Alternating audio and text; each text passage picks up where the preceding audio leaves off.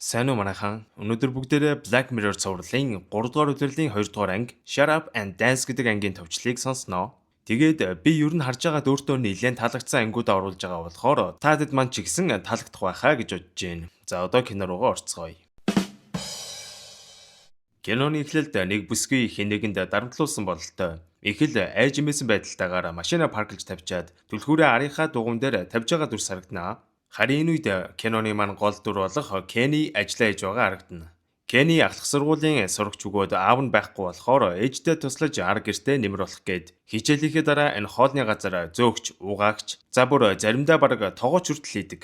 Хэдий хичээл цагийн ажилгээ зөндөө ядарч байгаа ч ядарлаа гэж гомдлохгүйгээр ажилдаа их л сэтгэл гаргаж ажилдаг нь илт харагданаа. Хоолных нь газар хоол идчихсэн охин тоглоомоо үлдээгээд гаргаж яхад нь тоглоомын хүртэл авч өгч байгаагаас харахад хүн чанар сайтай хүү бололтой. Кенни цайны цагаараа авчирсан 100 шаядээ сууж идэл ажлынх нь дээрлгүй хоёр нөхөр гарч ирээл том хүний бичлэгэл үзэж байгаа бололтой. Тэгснээ манай хүн рүү үг хайж дээрлэх гээдэ шүү.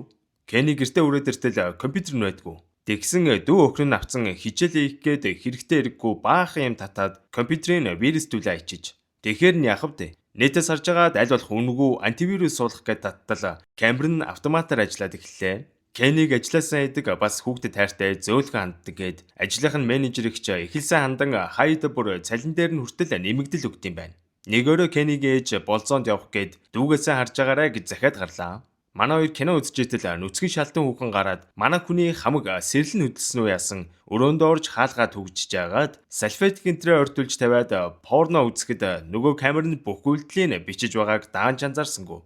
0 орчоод гараа угаачаад иртэл имэйлээр чамайг юу хийсний чинь харсан шүү гэд баруун гартайгаа найзалж байгаа бичлэгийг явуул занал хэлэхэд Кенни ч бүр санаан зовоол явчихлгүй яах вэ? Тэгснэ дугаараа явуул. Үгүй бол энэ бичлэгийг чинь гэрийнхэнт чинь явуулна гэж занал хийсэн байгааг хараад гэрийнхэн ойр дотныхоо энэ бичлэгийг үзнэ гэхээс ясна хавталцаж яалтчгүй л дугаараа бичээд явууллаа. Гэтэл удалгүй утас руу нууцсан дугаараас мессеж ирэх ба байршлаа нээлттэй байлгаарай. Утсаа бас байнгын сэнхтэй байлгаарай. Гэхэд манай хүн чи хин юм бэ? Мөнгө авмаар байгаа мó? Гэхэд хүн тэлээд үзээрэй. Бид чамайг харж байгаа шүү гэж явуулахад Кенни ч бүр айгаад хамаг амьдрал нь бодогдоод явчихна.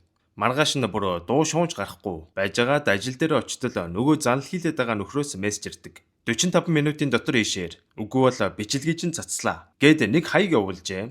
Би ажил дээрээ байна штэ. Гэсэн ч бичлэгээ цацуулмаар байна уу? Гэд дарамтлаад байсан болохоор менежертэй би өгдөөд үнэхээр ажиллаж чадахгүй нэ гэд умхомгүй дугуугаа аваад жийж гарна.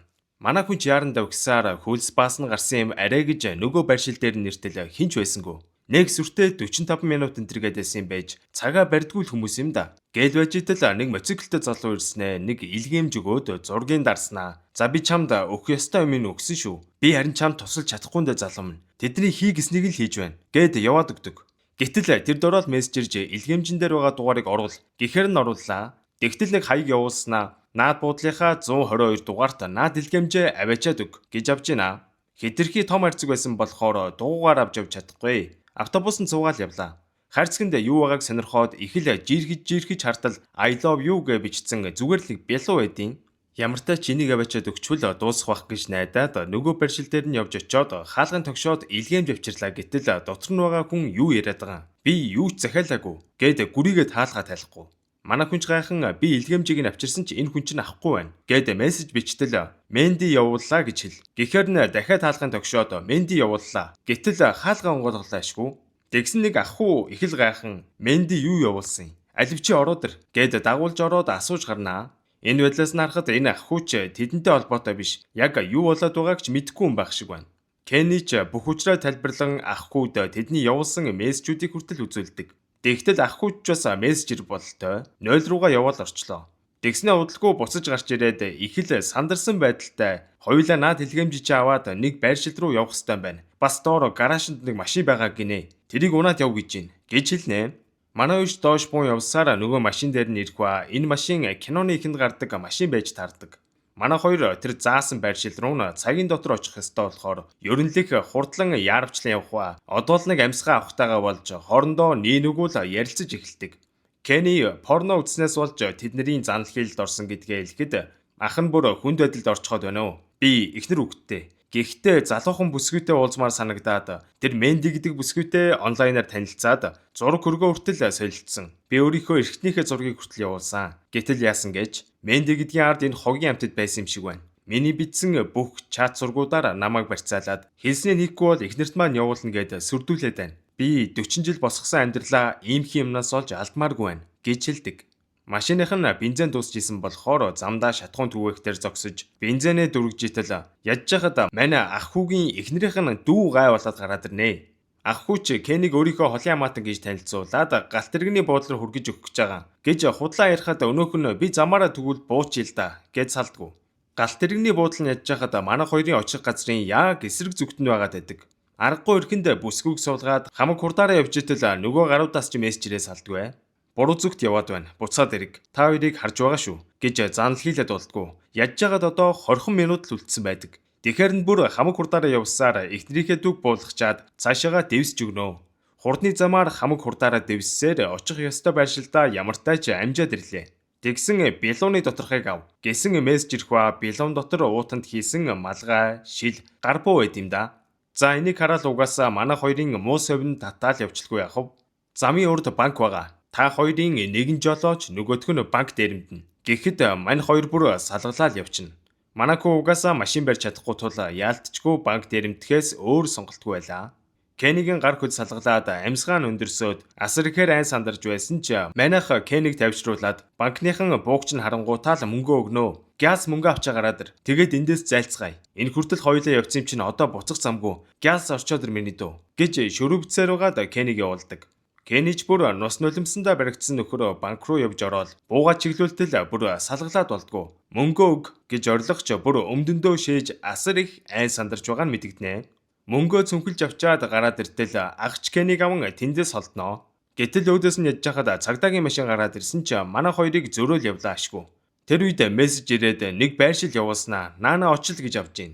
Манай хоёрч нэлээд явсаар нөгөө байршил дээр нь иртэл ах хүүд мессеж ирлээ. Машиныг авч яваад устгах. Харин хүүд ирсэн мессежийг хартал нэг байршил зааснаа. Ийшээ мөнгөө авчиад 50 гэж авдیں۔ Ах хүү хоёрч бараг энэ хүртэл сайхан ажиллаа оюулаа. Ухааны юм яриад хоёр тийшээ салнаа. Хоёулаа л болохгүй юм ийсэн л дээ. Тэгтээ энэ Кени одоо зүгээр порно үзснээс болоод ийм юм хийгээд тахтай яхав да тий. Энэ ах хүү жахав угаасаа их нэртэй баригдвал хамаг амьдрал нь сүрэх хүн. Ингээд Кени нөгөө байршил руу ночих гэж ой дундуур нилээ алхасаар ирлээ. Гэтэл нэг хүн үлээгээ зогсож байна. Манай үнийг хараад сандарч байгаагаас нь харахад бас л Кени шиг занал хийлэлд өртөөд ирсэн хүн бололтой. Ямар болохгүй юм ийсэн бол доо. Тэгснэ заdur байж агаарай. Гэд нэг дрон нисгэснэ. Одоо хоёулаа зодолдно гэж хэлэхэд Кени бүр гайхаад явчлгүй яхав. Зүгээр л мөнгөө тавьчаад явна гэж бодсон Кенигийн хувьд бүр юу л болох гээд байна да. Чи бит хоёрын нэг нь үхэж ялсан нь наад мөнгөийг чинь авна гэсэн. Үгүй бол бит хоёрын бүх юмыг интернет дээр тавина гэж байна лээ. Гэд зодолдох гээд хэлдэв.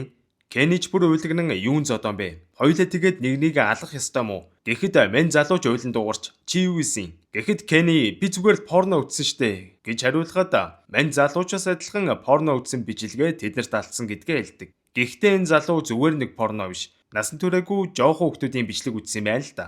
Тэгсэн яасан гэж бид хэд Кенийг зүгээр л порно үзсэн гэж утсан штэ. Тэгтэл Кени ч бас ялгаагүй dark web дээр байдаг хууль бус жоохон хүмүүсийн порно бичлэг үзсэн болж таарнаа.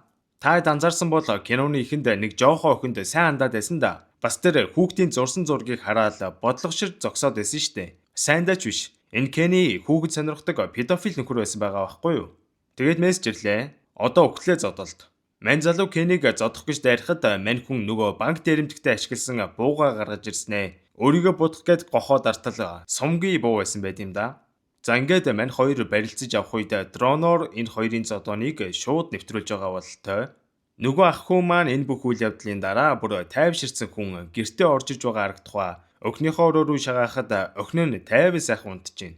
Гэтэл утсанд нь нөгөө нөхдүүдээс мессеж ирэх ба. Троллцсон нөгөө мим байдэн штэ тий. Тэрийг уулцсан байдیں۔ Яаж байгаа юм бол ах хүүч гайхан унтлагын өрөө рүү яваад ортол эхнэр нь уйлцсан чи арайчтэй яаж чадж гинэ гэж авдیں۔ Да. Тэр нөхдүүд худлаа хамаг юмаа хийлгүүлж ийснийхаа дараа бүх булхааг нь хилцсэн байдیں۔ Энэ үед киноны эхэнд гардаг машина тавьдаг бүсгүй утсанд бас троллцсон зураг ирэх ба өөрийнх нь талаар мэдээ хаасаагүй гарчээ. Мань бүсгүй нэг компани захирал юм байна.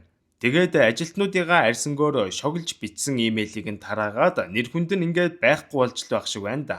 Кеннид илгээмж авчирч өгдөг нөгөө залуу байсан да. Тэрний утсан дээр ч бас троллсон зурвас ирэх ба мань хүн эрэгтэй хүн сонирхдаг болохоор гэрийнхнээсээ нуудаг байсан ч одоо нэгэнт нууц байхаа болжээ. Гэрийнх нь нуурлан чи чинь ижил хүүстэн байсан юм уу? Би чамайг яаж өсөглөөдөө гэд нүл хэрүүл болж байгаа харагдана. Энэ үед Кенни хүү нүүр ам нь нүл цус болцсон шоконд орцсон алхаж байгаагаас харахад нөгөө залууг зодоод алдсан юм шиг байна. Кенни нилээ алхаж итэл ээж нь залгаж байна. Автал ээж нь учир зүггүй орилж чи чинь яаж байгаа юм бэ? Тим жаахан хүүхдийн бичлэг үзээд тахтай яадын. Найз нөхд маань бүгд үзчихэж чи яаж чадж гинэ? Гээл тасалнаа. Энэ үед Кеннигийн утсанд троллцсон зурвас ирэх ба цагдаагийнхан ч бас ирэн мань хүнийг баривчлан авч явж уугаар кино маань төгснөө.